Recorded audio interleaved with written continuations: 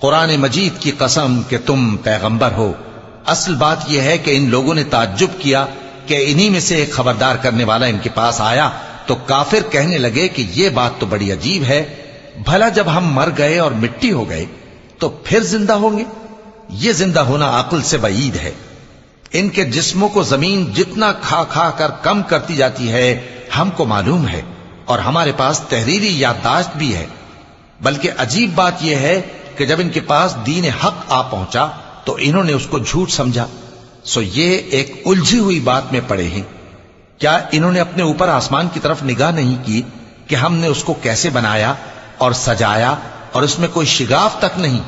اور زمین کو دیکھو، اسے ہم نے پھیلایا اور اس میں پہاڑ رکھ دیے اور اس میں ہر طرح کی خوشنما چیزیں اگائیں تاکہ رجوع لانے والے بندے ہدایت اور نصیحت حاصل کریں۔ ہم نے آسمان سے برکت والا پانی اتارا اور اس سے باغ اگائے اور کھیتی کا اناج اور لمبے لمبے کھجور کے درخت جن کا گابھا تہ بتہ ہوتا ہے، یہ سب کچھ بندوں کو روزی دینے کے لیے کیا ہے۔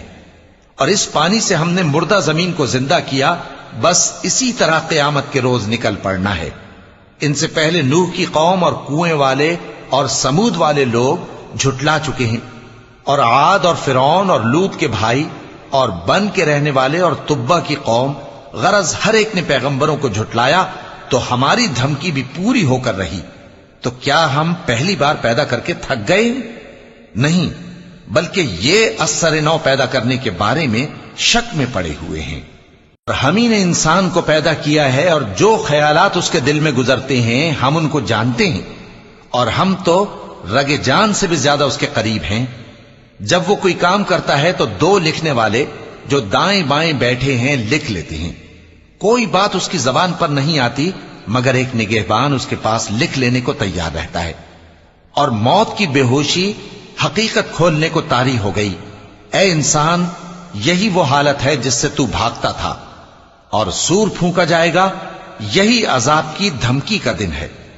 اور ہر شخص ہمارے سامنے اس حال میں آئے گا کہ ایک فرشتہ اس کے ساتھ ہانکنے والا ہوگا اور ایک اس کے اعمال کی گواہی دینے والا۔ یہ وہ دن ہے کہ اس سے تو غافل ہو رہا تھا، اب ہم نے تجھ پر سے پردہ اٹھا دیا تو آج تیری نگاہ تیز ہے۔ اور اس کا ہم نشیں فرشتہ کہے گا کہ یہ اعمال نامہ میرے پاس تیار ہے۔ حکم ہوگا کہ ہر سرکش ناشکرے کو دوزخ میں ڈال دو، جو مال میں بخل کرنے والا، حد سے بڑھنے والا، شبہ نکالنے والا تھا، جس نے اللہ کے ساتھ اور معبود مقرر کر رکھے تھے، تو اس کو سخت عذاب میں ڈال دو۔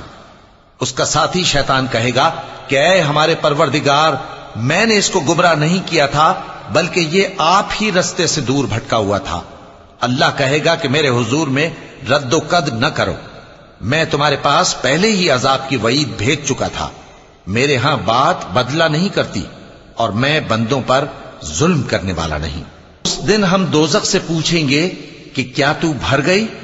وہ کہے گی کہ کچھ اور بھی ہے۔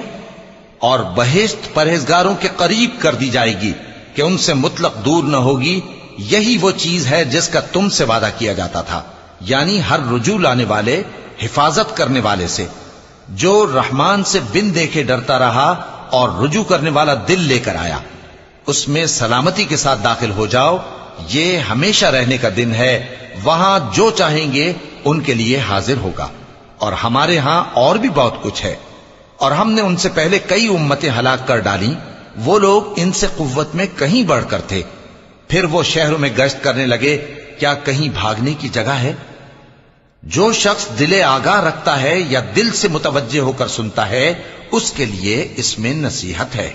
اور ہم نے آسمانوں اور زمین کو اور جو مخلوقات ان میں ہے سب کو 6 دن میں بنا دیا، اور ہم کو ذرا بھی تھکن نہیں ہوئی۔ تو جو کچھ یہ کفار بکتے ہیں اس پر صبر کرو، اور آفتاب کے طلوع ہونے سے پہلے اور اس کے غروب ہونے سے پہلے اپنے پروردگار کی تعریف کے ساتھ تسبیح کرتے رہو، اور رات کے بعض اوقات میں بھی اور نماز کے بعد بھی اسی کے نام کی تسبیح کیا کرو۔ اور سنو، جس دن پکارنے والا نزدیک کی جگہ سے پکارے گا، جس دن لوگ ایک زور کی آواز یقیناً سن لیں گے، وہی نکل پڑنے کا دن ہوگا۔ ہم ہی تو زندہ کرتے ہیں اور ہم ہی مارتے ہیں، اور ہمارے ہی پاس لوٹ کر آنا ہے۔ اس دن زمین ان پر سے پھٹ جائے گی اور وہ جھٹ پٹ نکل کھڑے ہوں گے۔ اس طرح سے جمع کرنا ہمیں آسان ہے۔ یہ لوگ جو کچھ کہتے ہیں ہمیں خوب معلوم ہے، اور تم ان پر زبردستی کرنے والے نہیں ہو۔ پس جو میرے عذاب کی دھمکی سے ڈرے اس کو قرآن کے ذریعے نصیحت کرتے رہو۔